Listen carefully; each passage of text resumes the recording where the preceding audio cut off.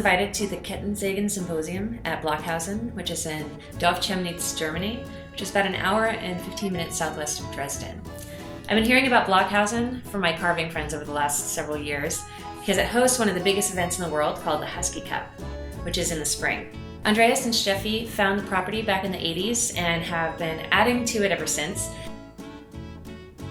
These sculptures from sculptors all over the world are incorporated into the log cabins themselves. And if you walk around, it's also a part sculpture garden, so there's really artwork everywhere you look. You can see examples of work from the best chainsaw carvers in the world. When all of these really great carvers get together, they can't help but show off to each other. And so a lot of the carvings have little surprises worked into them.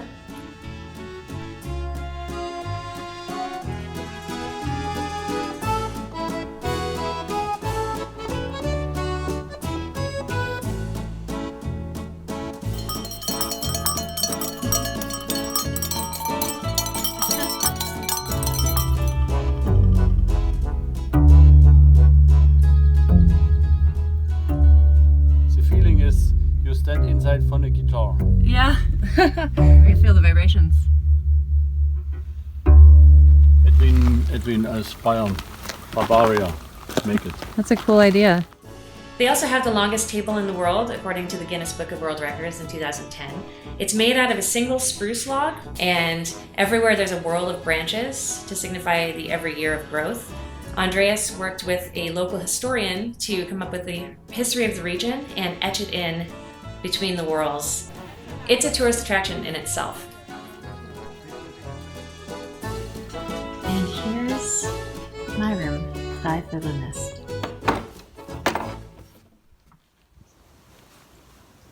I just went hunting with my host, Andreas. He noticed that my light was on because I couldn't sleep. I have jet lag, and it was maybe about 3 in the morning, and came knocking on my door to see if I wanted to go hunting with him. He loaded up his truck with his gun, stand, some other things, and went traipsing around the countryside looking for animals. Found a deer out in a field, and he shot it, and I helped him drag it back to the car. We came back here to Blockhausen, and he cleaned it, we hung it up. I have a little bit of deer blood on my hands. It's a very intense, musky smell. I eat meat. I used to be vegetarian for a really long time. Moving to Texas changed that because I tried brisket and it was kind of all over.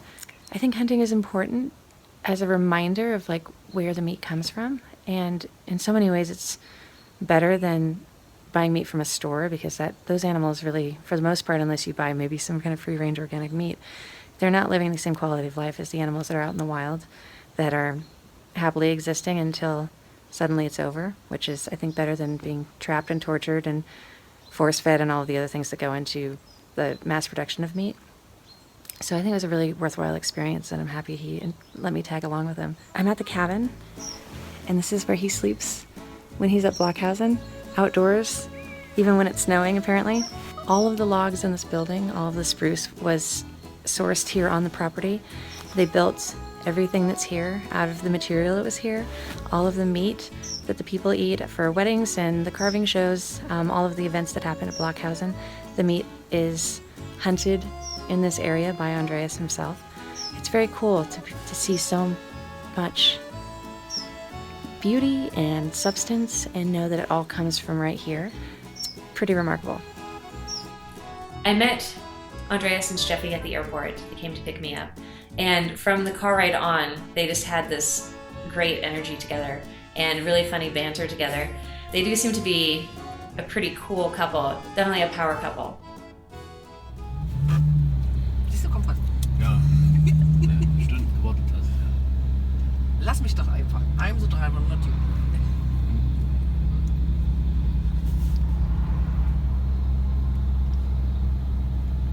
So, das steht doch jetzt fast. Lass mich doch einfach in Ruhe. Shut up, Schatz.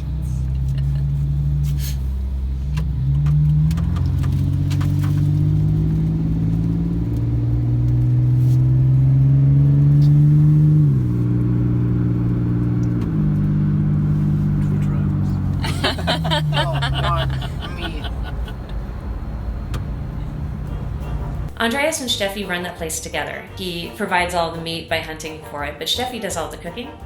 With her kitchen staff, Steffi makes all of the food for the carvers and the public. I didn't get to spend a ton of time with her once the event started because she was cooking the whole time. But I did see her bringing in carloads of groceries and occasionally coming out with big pots of stew and different things. Food is a big part of these carving events because we need energy. We're out there working with our bodies. It was nice to get to try, the different sausages and venison and boar, also local cheeses, different kinds of bread. German food is definitely substantial, and I kind of feel like the entire place felt that way too because we're out in the woods, and all of the buildings are made out of big solid logs, and we're eating solid meals and we're drinking, solid beer, and it felt very fortifying. Just act natural. I'm broken. Andreas made gifts of vacuum sealed meat that he had hunted to all the carvers that were within driving distance of home. Kommt raus, kommt. That's what I want to do. What? I'm not going to take it. You have it. I have a lot of respect for Andreas and Steffi and their family. Because it's one thing to take a single log and turn it into a single sculpture and have the vision to do that, but to take a raw piece of land and the materials on the property and the connections that they made living their lives or working in chainsaw carving or working locally in their community, pull everyone together to create this amazing magical world. It's mind-blowing and really motivating.